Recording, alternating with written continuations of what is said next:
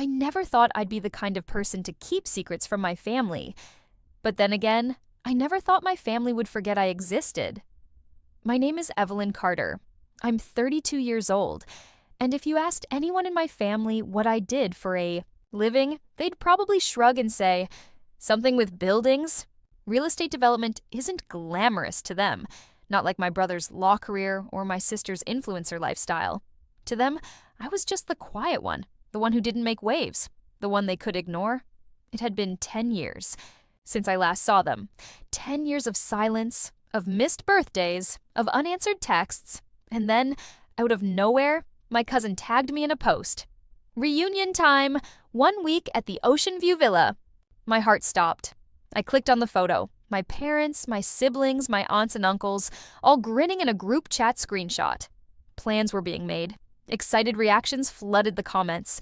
And right there, in black and white, was the guest list. My name wasn't on it. Not just forgotten, erased. I stared at my phone until the screen went dark.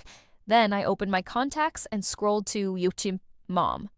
My thumb hovered over the call button. But what would I say? Hey, did you forget about me again? I put the phone down.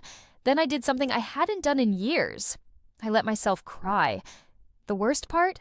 It wasn't even a surprise. I'd spent my whole life on the outside, middle child syndrome, but worse. My brother Daniel was the golden boy. My sister Rachel was the pretty one who could do no wrong. And me, I was just there. I remember my high school graduation. I was valedictorian, gave a whole speech. My parents didn't show up. Work emergency, they said. But 2 days later, they flew across the country for Rachel's dance recital. I learned early. Love wasn't unconditional in our family. It was earned. And no matter how hard I tried, I never earned enough. That night, I did something reckless. Pulled up the listing for the Oceanview Villa, the exact one they'd rented for the reunion. A gorgeous beach house with floor-to-ceiling windows, a private dock, and a price tag that made even me hesitate. Then I called the owner. 2 hours later, I owned it. Cash purchase. No loans, no delays. Just me, my savings, and the quiet satisfaction of knowing something they didn't. Because here's the thing about being invisible. People forget you're watching. The text started the next day. Rachel, you're not still upset about missing Christmas, are you? Daniel, Mom said you've been distant. You know how she worries? Mom, we'll be at the Oceanview Villa next week. Wish you could join, but you know how things are. I didn't reply. Instead, I packed a bag, and I drove to my beach house. The security cameras showed everything. My parents arriving first, gushing over the decor. Daniel bragging about how he could afford a place like this soon. Rachel taking selfies in every mirror. And then my father pulling out the rental agreement, frowning. Wait, who's the owner? The camera caught the exact moment his face changed, when he saw my name. I waited until sunset to make my entrance. They were all on the patio, drinks in hand, laughing about some old vacation where Evelyn got so sunburned she looked like a lobster. I stepped out of the shadows, keys dangling from my fingers. Funny? I said. I don't remember that story. Silence. Then, chaos. This is a joke. Daniel, you can't afford this. Rachel, why would you do this to us? Mom, I just smiled. You're right, I said. I couldn't afford it. Not if I waited for you to love me enough to deserve it. And then I walked inside. My house. And for the first time in my life, I closed the door behind me. The sound of car engines faded into the distance, leaving only the rhythmic crash of waves against the shore. I stood in the doorway long after their taillights disappeared, the night air cool against my skin. Leah's key glinted in my palm, the only one I'd given out, the only one who deserved it. Inside, the house felt different. Their presence lingered like a stain. Half-finished drinks on the coffee table, Rachel's floral perfume clinging to the curtains, Daniel's expensive cologne, mixing with salt air. I moved through rooms they'd touched, straightening cushions they'd displaced, wiping away fingerprints from glass surfaces. My phone buzzed relentlessly. Mom, how could you do this to us? Daniel, you'll be hearing from my lawyer. Rachel. We're going to invite you. You ruined everything. I silenced it without reading the rest. The security camera feed showed them gathered in the parking lot of a nearby hotel, gesturing wildly. My father paced like a caged animal while Rachel scrolled through her phone, probably already drafting some vague post about toxic family. Only Leah stood apart, staring back toward the house, the key I'd given her turning over and over in her fingers. I poured myself a drink, their expensive whiskey, left behind in their haste to leave. The burn down my throat felt like justice. Sleep didn't come that night. Instead, I found myself in the attic, digging through boxes I hadn't opened in years, report cards with handwritten notes from teachers. Evelyn is exceptionally bright but seems lonely. Birthday cards signed only by Leah. A faded photo of 7-year-old me building a sandcastle alone while my siblings played together farther down the beach. The memories came like tidal waves, sitting alone at the hospital when I broke my arm. Because Dad took Daniel to his baseball game, my high school graduation photo with empty spaces where parents should have stood. The Thanksgiving I cooked for everyone, only for them to order takeout instead. Dawn painted the sky in pale pinks. And oranges when I finally emerged. The house phone was ringing, an old landline I kept for emergencies. Hello? Evie? Leah's voice was small. I just wanted to say thank you. For the key. I leaned against the wall, suddenly exhausted. You're the only one who ever saw me. Pause. Then, so quiet I almost missed it. They're planning to sue you. I laughed, the sound hollow. Let them try. I have something for you, she said quickly. Something you should see. Can I come by later? The vulnerability in her voice undid me. Yeah, I sighed. Yeah, come by. As I hung up, movement caught my eye outside. A figure stood at the edge of my property. My father, still in last night's clothes, staring at the house with an expression I couldn't name. We locked eyes through the window. For the first time in my life, he was the one who looked away first. He raised my glass in a silent toast as he turned and walked away, his shoulders slumped in a way I'd never seen before. The whiskey tasted different this time, less like victory, more like ashes. Somewhere beneath the anger, beneath years of carefully constructed indifference, a tiny traitorous part of me wondered, was this what I really wanted? The coffee maker gurgled as I set it brewing, the mundane sound grounding me. Outside, the ocean continued its endless dance with the shore, uncaring of human dramas. Leah would arrive soon. My family would retaliate. And I would decide whether this house was my fortress or my prison. The morning light made the hardwood floors glow as I walked to the door, bare feet leaving temporary prints that would fade before noon. Like my presence in their lives, easily erased, easily forgotten. But not anymore. Never again. I turned the lock and opened the door wide, letting the salt air rush in, let them come. I was ready. The coffee had gone cold in my hands when Leah finally arrived. I watched from the window as her beat-up sedan crunched over the gravel driveway, kicking up little clouds of dust that caught the morning light. She moved differently than the rest of them. Less like she owned every space she entered, more like she wasn't sure she was allowed to take up any space at all. She carried a cardboard box under one arm, the edges worn soft from handling. I met her at the door before she could knock. You look like hell, she said, taking in my rumpled clothes, the shadows under my eyes. Feel like it too. I stepped aside to let her in. The box smelled like attic dust and old paper. Leah set it carefully on the kitchen counter between us, her fingers lingering on the flaps like she might change her mind. I found this in Dad's study when I was home for Christmas last year. He'd labeled it miscellaneous. The first thing I pulled out was my 3rd grade science fair ribbon. Blue, 2nd place. I remembered standing alone at the judging table while Daniel's soccer team cheered him on in the parking lot.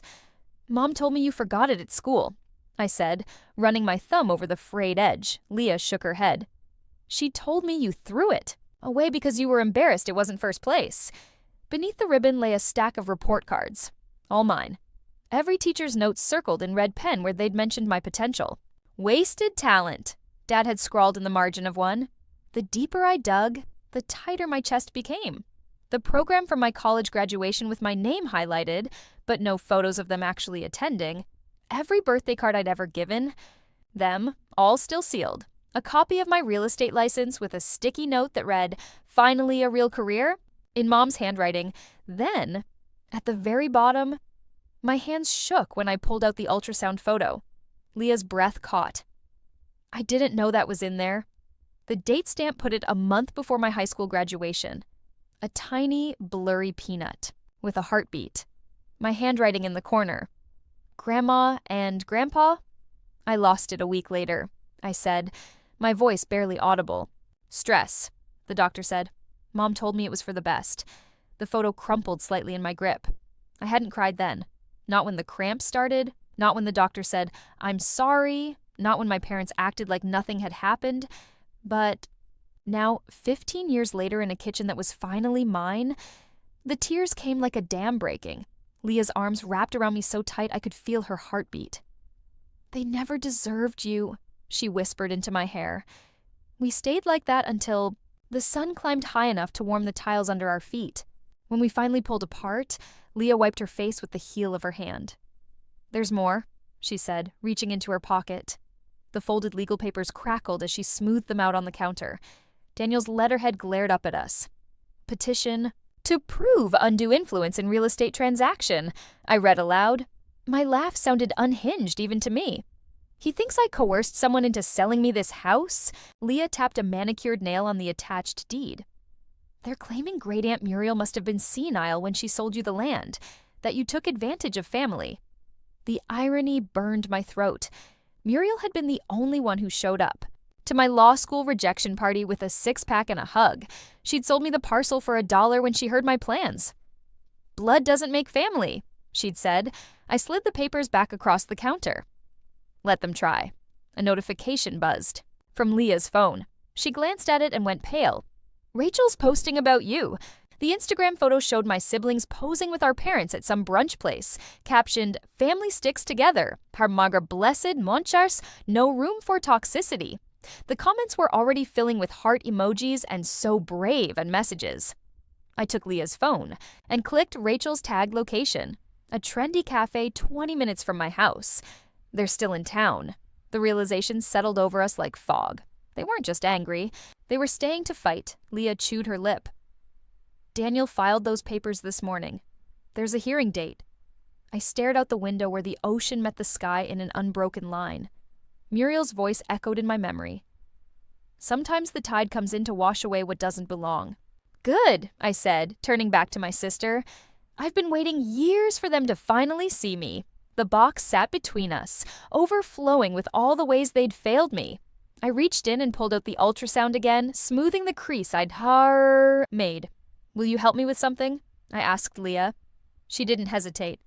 "Anything." I led her to the backyard where the sand met the grass. We dug with our hands until the hole was deep enough, then placed the photo inside along with the unopened birthday cards, the defaced report cards, every shattered piece of me they'd collected but never cherished. As we covered it with sand, Leah whispered, "What are we burying?" All the versions of me they thought they could ignore. The tide was coming in. Somewhere down the beach, a storm gathered on the horizon. The morning of the hearing arrived with a thunderstorm that shook the windows. I stood in front of the floor-length mirror in my bedroom, adjusting the collar of my blazer, charcoal gray, tailored, the kind of power move Daniel would recognize. Instantly. The outfit cost more than my first car, and every stitch felt like armor. Leah appeared in the doorway, holding 2 steaming mugs. "You look like you're going to war." I took the coffee she offered, the heat seeping into my cold fingers. "Isn't that what this is?" The drive to the courthouse was quiet. Leah navigated the rain-slicked roads while I scrolled through my phone, watching Rachel's Instagram stories update in real time. A video of my parents laughing over breakfast, the caption, "Real family can't be replaced."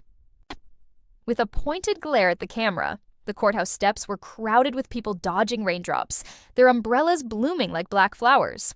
And there, at the top of the stairs, stood Daniel in his perfectly pressed suit, holding a briefcase and a smirk.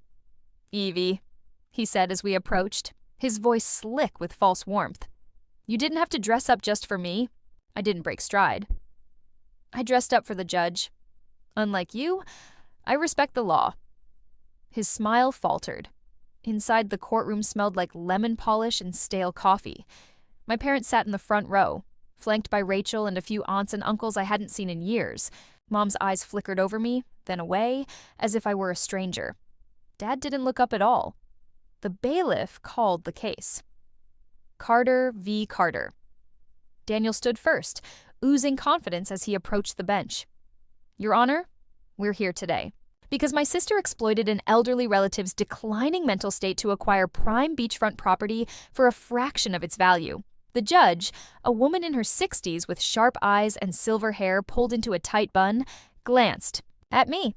That's quite an accusation. Daniel launched into his rehearsed speech, complete with printed exhibits. Muriel's medical records, high blood pressure, not dementia, a fake appraisal of the land's value, inflated by at least 300%, and a notarized statement from my parents claiming I'd always been manipulative. When it was my turn, I set a single folder on the table. Your Honor, I said, my brother failed to mention that Great Aunt Muriel was a licensed real estate broker for 40 years. Here's her professional certification, renewed 6 months before our transaction. I slid the paper toward her. He also didn't mention that she specifically amended her will after selling to me, explicitly disinheriting any family members who contested the sale. The judge's eyebrows rose. Daniel's face darkened. And finally, I continued, pulling out my phone. He definitely didn't mention this voicemail from Muriel, time-stamped the day before she passed. I hit play. Muriel's voice, raspy but clear, filled the room. Danny boy, if you're hearing this, it means you're still trying to steal from your sister. Stop being a greedy little shit and let her have her victory. Love you, kid, but you're embarrassing yourself. A stunned silence. Then, the judge snorted. Daniel's face turned purple. That's taken out of context? The judge held up a hand. I've heard enough. She peered down at Daniel. Counselor, are you actually licensed to practice law in this state? A beat. Daniel's mouth opened, then closed. The judge sighed. Case dismissed with prejudice. And, Mr. Carter, I suggest you review the penalties for frivolous lawsuits. As we walked out, Daniel grabbed my arm, his fingers digging in. This isn't over. I pried his hand off, one finger at a time. It was over the day you forgot I was smarter than you. Outside, the rain had stopped. The air smelled like salt and wet pavement. Leah exhaled shakily beside me. Holy shit. I grinned for the first time in days. Let's go home. But as we reached the parking lot, Rachel came sprinting after us, her heels clicking against the concrete. Wait! I turned, bracing for another fight. Instead, she thrust her phone at me. You need to see this. On the screen, a Facebook post from Dad's account. A photo of him holding hands with a woman who wasn't Mom. The caption, starting fresh with the love of my life. Posted 20 minutes ago. Leah gasped. Oh my God. Rachel's hands were shaking. Mom's losing it. She's tearing apart the hotel room right now. I stared at the photo, the pieces clicking into place. Dad's sudden interest in the beach house, his desperation to get it back. It was never about me. It was about hiding assets before the divorce. I started laughing. Rachel looked horrified. This isn't funny. Oh, it's hilarious, I said, wiping my eyes. All this time, I thought I was the villain in their story. Turns out, they were too busy screwing each other over to even notice me. Leah bit her lip. What do we do? I handed Rachel back her phone. Nothing. Let them burn. The drive home was quiet, the tension slowly seeping out of the car with each mile. As we pulled into the driveway, Leah finally spoke. You were amazing. In there, I turned off the engine. I learned from the best. She frowned. Who? I nodded toward the house. Muriel. We sat in silence for a moment, watching the waves roll in. Then Leah reached over and squeezed my hand. Whatever happens next, she said, we face it together. For the first time in my life, I believed it. The house smelled like lemon cleaner and salt air when we walked in, the silence between us heavy with everything left unsaid. Leah kicked off her heels by the door, the left one scuffed from where she'd stomped Daniel's foot in the courthouse. Hallway? Accidentally, she'd claimed. I dropped my keys on the counter, the metallic clatter too loud in the quiet. My phone buzzed relentlessly in my purse, Probably Rachel, probably panicking. I left it there. Leah opened the fridge, staring blankly at its contents. We should eat something. Not hungry. Me neither. She closed the door without taking anything. The sliding glass door stuck a little when I opened it, the sea breeze rushing in to fill the space between us. We sat on the deck, watching the tide creep closer, neither of us speaking. Then Leah said quietly, "Did you know about Dad?" I picked at a splinter in the wooden railing. Not until today. But you suspected. I thought about the late-night phone calls Dad would take outside, the way he'd started wearing cologne to family dinners when Mom hadn't bothered with perfume in years. Maybe. Leah pulled her knees to her chest, her dress wrinkling. Rachel's losing it. Did you see her texts? I shook my head. She thinks Mom might... Leah's voice cracked. She said Mom was throwing things, talking about, the unspoken word hung between us. Pills, razors, the gun Dad kept in his nightstand. I stood abruptly, the chair scraping against the deck. We should go over there. Leah looked up at me, her eyes red-rimmed. Why? The question stopped me cold. Why? Because she was our mother. Because that's what families do. Because despite everything, some part of me still remembered her rocking me to sleep when I was small, singing off-key lullabies. But that woman was gone. If she'd ever really existed at all. I sank back into my chair. You're right. Leah's phone buzzed again. She glanced at it, then turned it face down on the table. Rachel says Dad's already moved out. He took the Mercedes and the golf clubs. A hysterical laugh bubbled up in my throat. Of course he did. The wind picked up, carrying the scent of rain even though the sky was clear. Leah shivered. What happens now? I didn't have an answer. 3 hours earlier. You're embarrassing yourself. Muriel's voice echoed in the courtroom, sharp even through the phone's tinny speakers. Daniel had looked like he'd been slapped after the judge dismissed the case I'd caught Dad by the elevators. You put him up to this? I said quietly. Dad adjusted his tie, not meeting my eyes. I don't know what you're talking about. The house. The lawsuit. You needed liquid assets before the divorce. His jaw tightened. You always did think you were the smartest person in the room. The elevator dinged. As the doors opened, he leaned close, his breath hot against my ear. Enjoy your victory while it lasts. Then he was gone, leaving behind the faint scent of his mistress's perfume. Present day. Leah and I sat in silence as the sun dipped below the horizon, painting the sky in bruised purples and pinks. My phone had finally stopped buzzing. Then, a dargit new sound. The gate alarm. We both stiffened. Headlights cut through the twilight, approaching too fast. Rachel's BMW skidded to a stop in the driveway, gravel spraying. She stumbled out, her makeup streaked, one earring missing. She's gone, she gasped. Leah shot to her feet. What do you mean, gone? Rachel's hands fluttered like wounded birds. I left for 20 minutes to get food, and when I came back, a sob tore from her throat. All her stuff was still there, but she wasn't, and her phone is going straight to voicemail. The pieces clicked together slowly, horribly. The thrown items, the erratic texts, the way Dad had looked at me in the courtroom, not angry, but calculating. I grabbed my keys. We need to call the police. Rachel shook her head. Violently. No, what if she's just, driving around? Leah put a hand on Rachel's shoulder. Her purse was still there, Rach. Her wallet, her keys. A terrible silence settled over us. Then my phone rang. Unknown number. I answered on speaker. Evelyn. Dad's voice was calm, almost cheerful. I think you and I need to talk.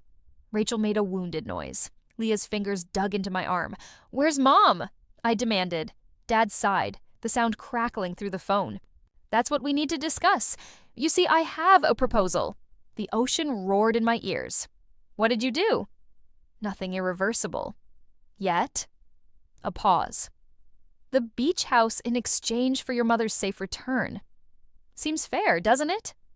Rachel collapsed into a chair, her hands over her mouth. Leah's breath came in short, sharp gasps. My voice, when it came, didn't sound like my own. You kidnapped your own wife. Such an ugly word. Dad chuckled. Let's just say I'm helping her see reason. You have until dawn to decide. The line went dead. For a moment, none of us moved. Then Rachel lunged for my phone. Call the police, call... I held it out of reach. And what happens if they show up at wherever he's holding her? You heard him? He's not bluffing. Leah made a small, terrified sound. What do we do? The answer came to me with sudden, chilling clarity. We give him what he wants. Rachel's head snapped up. You can't be serious. I was already moving toward the bedroom, pulling out the deed from my safe. I don't care about the house. I care about Mom not ending up in a shallow grave. Leah followed me, her voice low. There's another way. I turned. Her hands shook as she pulled out her own phone. Muriel's lawyer, the one who handled her will. She took a deep breath. He specializes in dealing with men like Dad. Rachel appeared in the doorway, her face streaked with tears. What are you talking about? Leah's smile was all teeth. Blackmail. Midnight. The lawyer, a wiry man, in his 60s named Fletcher, arrived within the hour, carrying a briefcase and a folder marked confidential. Your aunt anticipated something like this, he said, spreading documents across my dining table. She had your father investigated years ago. The photos were grainy but unmistakable. Dad handing envelopes to a man outside a bank. Dad at a hotel with his mistress, the same woman from the Facebook post. Dad meeting with a known loan shark. Fletcher tapped one particular shot. Tax fraud, embezzlement. Enough to put him away for a decade at least. Rachel paled. We can't send Dad to prison. Leah crossed her arms. Why not? I studied the photos, my stomach churning. We won't have to. We just need him to think we will. At 2:17 a.m., I called Dad back. He answered on the first ring. Made your decision? I have. I kept my voice steady. But I think you'll want to hear my counteroffer. When I finished speaking, the silence on the other end lasted so long I thought he'd hung up. Then, softly, You little bitch, I smiled. Dawn, Dad. Don't be late. The hours between midnight and sunrise stretched like taffy, each minute dragging into the next. Fletcher stayed, his sharp eyes missing nothing as he helped us prepare. The documents were organized into neat stacks. Tax records, bank statements, photos of Dad's dealings with people who looked like they'd break kneecaps before breakfast. Leah paced the length of the living room, her socked feet silent on the hardwood. What if he calls our bluff? I didn't look up from the laptop, where I was reviewing security footage from the courthouse. He won't. Rachel sat curled in an armchair, her arms wrapped around herself. You don't know that. I paused the video. Dad slipping an envelope to a bailiff before the hearing. I know he spent 30 years building his perfect image. He won't throw that away over a beach house. Fletcher cleared his throat. For what it's worth, your father always was more of a coward than a criminal. The grandfather clock in the hallway ticked loudly. 3:42 a.m. Rachel's phone buzzed. She flinched, then scrambled to check it. Mom's phone just turned back on. She held it up. A location ping from a marina 20 minutes north. Leah was already grabbing her keys. Let's go. Fletcher put a hand on her arm. Not yet. We stick to the plan. I zoomed in on the marina's layout using satellite images. There's only one road in and out. If he's got her on a boat... Rachel made a small, panicked noise. I closed the laptop. We wait for dawn. The sky was just beginning to lighten when we pulled into the marina parking lot. The air smelled like fish and gasoline, the docks creaking under the weight of expensive yachts bobbing in the harbor. Fletcher had insisted on driving. If this goes sideways, you'll want a lawyer present, he'd said. Leah sat shotgun, her fingers drumming anxiously on her knees. Rachel was in the back with me, her breath coming too fast. Remember, I said, we don't react, no matter what he says. Rachel nodded jerkily. The marina was deserted except for a lone figure standing at the end of Dock C. Dad, silhouetted against the pinkening sky. No sign of Mom. Fletcher parked, but left the engine running. Ready? None of us answered. The wooden planks groaned under our footsteps as we made our way down the dock. Dad didn't turn around, even when we were close enough to see the steam rising from his coffee cup. You're early, he said, as if we were meeting for brunch. Where is she? Rachel demanded, her voice cracking. Dad finally turned, his smile all teeth. Safe, for now. I stepped forward, holding out the folder Fletcher had prepared. Here's your copy. The originals stay with us. He took it, flipping through the pages with deliberate slowness. His expression didn't change, but I saw the exact moment he realized we weren't bluffing. A tiny twitch in his jaw, a slight tightening around his eyes. He closed the folder. You'd really send your own father to prison? Leah let out a bitter laugh. You'd really kidnap your own wife? A seagull cried overhead. Somewhere in the distance, a boat engine sputtered to life. Dad sighed, as if we were being unreasonable. Then he pulled out his phone and sent a text. 30 seconds later, Mom emerged from a sleek motor yacht 2 docks over. She looked disheveled, but unharmed, her designer shoes clicking unevenly on the planks. Rachel sprinted to her, nearly knocking her over with the force of her hug. Mom patted her back absently. Her eyes locked on Dad. You promised, she said, her voice hollow. Dad shrugged. Plans change. I moved to stand between them. Here's what's going to happen. You're going to sign the divorce papers without contesting. You're going to give Mom the house, the cars, and 60% of the savings. And you're never going to contact any of us again. Dad's smile was icy. Or what? You'll run to the police with your little photos? He stepped closer, his cologne overpowering. You forget, Evelyn. I know where all the bodies are buried in this family, including yours. A chill ran down my spine, but I held his gaze. Try me. For a long moment we stood there, the rising sun painting everything in bloody light. Then, abruptly, Dad laughed. Fine, keep your damn beach house. He straightened his tie. But remember, this isn't over. He walked away without looking back, his polished loafers echoing on the dock. Mom sagged against Rachel. I want to go home. Leah and I exchanged a look. None of us had a home to go back to. Not anymore. Later that morning. The beach house felt different with Mom in it. Smaller, somehow. She sat stiffly on the couch, accepting the tea Leah handed her but not drinking it. Rachel hovered nearby, wringing her hands. Are you sure you're okay? Do you need a doctor? Mom shook her head. I just need to sleep. I studied her, the way her blouse was wrinkled, the smudged mascara under her eyes. What did he say to you? Her hands tightened around the mug. That none of this would have happened if I'd been a better wife? Leah made a disgusted noise. Mom's voice dropped to a whisper. The worst part is, part of me believes him. The admission hung in the air between us, ugly and raw. I sat beside her, careful not to touch. He's wrong. She didn't answer. Fletcher cleared his throat from the doorway. I'll be in the guest room if you need me. When he was gone, Mom finally looked at me. You saved me. I shook my head. Leah did. She's the one who found Muriel's lawyer. Mom reached for Leah's hand, then hesitated. Thank you. Leah didn't move. Why didn't you ever stand up for us? The question seemed to startle Mom. What? All those years, Leah pressed, her voice trembling. All the birthdays you missed, the graduations, the... She broke off, swallowing hard. Why? Mom set down her untouched tea. I thought, if I just kept quiet, if I didn't rock the boat... She trailed off, her eyes distant. I thought that was love. Rachel started crying silently, tears streaming down her face. Outside, the Yasir tide was coming in. That afternoon. I found Mom on the back deck, staring at the ocean. She didn't turn when I approached. I'm sorry, she said quietly. For what? For the years of neglect? For letting Dad treat us like afterthoughts? For only seeing me now that she needed something? I didn't ask. Instead, I handed her a key. A copy of the one I'd given Leah.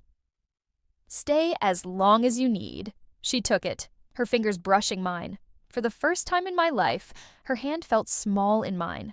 Fragile. Neither of us said anything else. Some things couldn't be fixed with words. The house felt different with Mom in it. Not just smaller, but heavier. Like the air itself had thickened with all the things we weren't saying. I found her most mornings sitting at the kitchen island, staring into her coffee like it held answers. She'd look up when I entered, offer a tentative smile, then return to her silence. 3 days after the marina, Rachel went back to the city. I can't just abandon my life, she'd said, hugging Mom goodbye too tight. But we all knew the truth. She couldn't handle the quiet, the absence of drama, the realization that maybe Dad had never loved any of us. Not really. Leah stayed. She took the guest room next to Mom's, leaving her door cracked open at night, like she was standing guard. I'd hear them sometimes, talking in low voices when they thought I couldn't hear. On the 5th morning, I came downstairs to find Mom holding a photo album I hadn't seen in years, the kind with sticky plastic, pages that peeled back. Her fingers traced a picture of me at 6, grinning with missing teeth as I held up a sandcastle. "I forgot about this," she said softly. I leaned over her shoulder. The next page showed Leah as a toddler covered in finger paint. Then Rachel's first ballet recital, dozens of memories, carefully preserved. "You kept these?" Mom turned the page. "Your father thought they were clutter." The admission hung between us. I studied her profile, the new lines around her eyes, the gray roots showing at her part. When had she gotten so old? The coffee maker gurgled, breaking the moment. Mom closed the album. "I should get dressed." She left the book on the counter. I opened it again to a random page, my high school graduation. Just me in my cap and gown, standing alone on the front lawn. No parents in the frame. I slammed it shut. The box in the attic. Leah found me later that afternoon, covered, in dust and sweat, hauling boxes down from the attic. "What are you doing?" she asked, eyeing the stack of containers labeled Carter Storage. Looking for answers. I'd expected resistance, but she just rolled up her sleeves and started opening. "Boxes with me?" We worked in silence until the last one yielded nothing but old tax documents and broken Christmas ornaments. Leah sat back on her heels. "What exactly were we looking for?" "I don't know." I wiped my forehead with the back of my hand. Proof that we weren't always like this. She picked up a shattered glass angel, its wing dangling by a thread. "Maybe some things can't be fixed." The words settled over me like ash. The phone call. Mom's phone rang at dinner. We all froze. Even Leah, who'd been mid-bite. The screen flashed. Unknown number. Mom stared at it like it might bite her. "Don't answer," Leah said, but Mom was already reaching for it. "Hello?"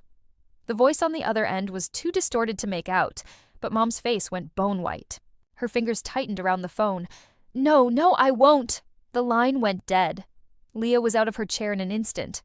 "Who was that?" Mom set the phone down carefully. Wrong number. The lie was so obvious it hurt. Midnight confessions. Found Mom on the back porch at 1 a.m., wrapped in one of my sweaters, staring at the moonlit waves. "It was him, wasn't it?" I said, joining her at the railing. She didn't pretend to misunderstand. "He wants the documents." "And if we don't give them?" The wind picked up, blowing her hair across her face. When she spoke, her voice was barely audible. "He said he'd tell the police I helped him embezzle from his firm." I turned to face her. "Did you?" Her silence was answer enough. The waves crashed louder, the tide coming in fast. Somewhere down the beach, a dog barked. "What do we do?" Mom whispered. For the first time in my life, she was looking to me for answers. I had none. The breaking point. Leah took the news the hardest. "You knew?" she demanded, pacing the living room. "This whole time you knew?" Mom sat hunched. On the couch, her hands clasped so tight her knuckles were white. "I didn't. Not at first. By the time I realized..." "You were in too deep?" I finished. Leah stopped pacing. "We have to go to the police." Mom made a strangled noise. "I could go to prison." "And Dad deserves to," Leah shot back. The room spun. With tension. Outside, the first drops of rain began to fall, tapping against the windows like impatient fingers. I looked at Mom. Really looked at her. The woman who'd let me cry on her lap when I skinned my knees. Who'd pretended not to. Notice when I snuck cookies before dinner. The woman who'd stood by while Dad carved pieces off me year after year. "What do you want?" I asked her. She met my gaze, her eyes clearer than I'd seen them in years. "I want to be free." The simplicity of it took my breath away. Leah's phone buzzed. She glanced at it, then held it up. A news alert. prominent attorney under investigation for fraud. Dad's face stared back at us from the screen. Mom gasped. How? Fletcher, Leah and I said at the same time. The rain came down harder, drumming against the roof. Somewhere beneath it, I thought. I heard Mom start to cry. Leah reached for her hand. It's over. But as I watched the storm rage outside, I knew. Some things never really end. The house felt different with Mom in it. Not just smaller, but heavier. Like the air itself had thickened with all the things we weren't saying. I found her most mornings sitting at the kitchen island, staring into her coffee like it held answers. She'd look up when I entered, offer a tentative smile, then return to her silence. 3 days after the marina, Rachel went back to the city. I can't just abandon my life, she'd said, hugging Mom goodbye too tight. But we all knew the truth. She couldn't handle the quiet. The absence of drama. The realization that maybe Dad had never loved any of us. Not really. Leah stayed. She took the guest room next to Mom's, leaving her door cracked open at night. Like she was standing guard. I'd hear them sometimes, talking in low voices when they thought I couldn't hear. On the 5th morning, I came downstairs to find Mom holding a photo album I hadn't seen in years, the kind with sticky plastic, pages that peeled back. Her fingers traced a picture of me at 6, grinning with missing teeth as I held up a sandcastle. I forgot about this, she said softly. I leaned over her shoulder. The next page showed Leah as a toddler, covered in finger paint. Then Rachel's first ballet recital. Dozens of memories, carefully preserved. You kept these? Mom turned the page. Your father thought they were clutter. The admission hung between us. I studied her profile, the new lines around her eyes, the gray roots showing at her part. When had she gotten so old? The coffee maker gurgled, breaking the moment. Mom closed the album. I should get dressed. She left the book on the counter. I opened it again to a random page. My high school graduation. Just me in my cap and gown, standing alone on the front lawn. No parents in the frame. I slammed it shut. The box in the attic. Leah found me later that afternoon, covered, in dust and sweat, hauling boxes down from the attic. What are you doing? She asked, eyeing the stack of containers labeled Carter, storage, looking for answers. I'd expected resistance, but she just rolled up her sleeves and started opening. Boxes with me. We worked in silence until the last one yielded nothing but old tax documents and broken Christmas ornaments. Leah sat back on her heels. What exactly were we looking for? I don't know.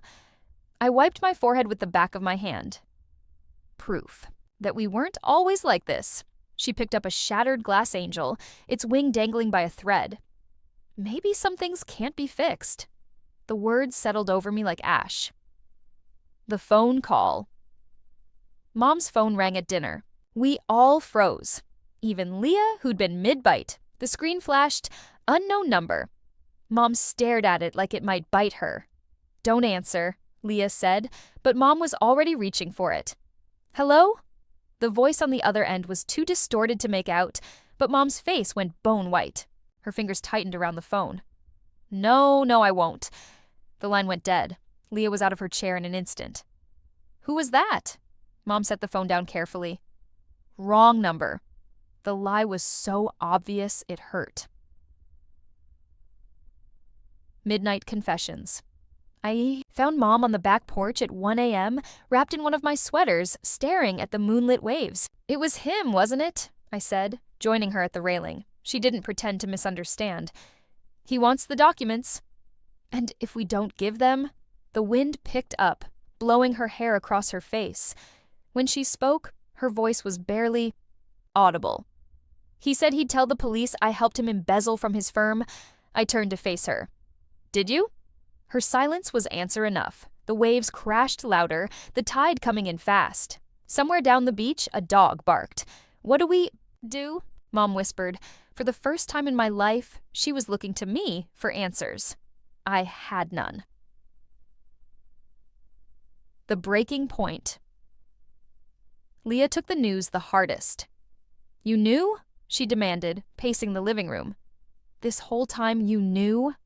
Mom sat hunched, on the couch, her hands clasped so tight her knuckles were white. I didn't. Not at first. By the time I realized you were in too deep, I finished. Leah stopped pacing. We have to go to the police. Mom made a strangled noise. I could go to prison. And Dad deserves to, Leah shot back. The room spun with tension. Outside, the first drops of rain began to fall, tapping against the windows like impatient fingers. I looked at Mom, really looked at her, the woman who'd let me cry on her lap when I skinned my knees, who'd pretended not to, notice when I snuck cookies before dinner, the woman who'd stood by while Dad carved pieces off me year after year. What do you want? I asked her. She met my gaze, her eyes clearer than I'd seen them in years. I want to be free. The simplicity of it took my breath away. Leah's phone buzzed. She glanced at it, then held it up. A news alert. Prominent attorney under investigation for fraud. Dad's face stared back at us from the screen. Mom gasped. How? Fletcher, Leah and I said at the same time. The rain came down harder, drumming against the roof. Somewhere beneath it, I thought. I heard Mom start to cry. Leah reached for her hand. It's over. But as I watched the storm rage outside, I knew some things never really end.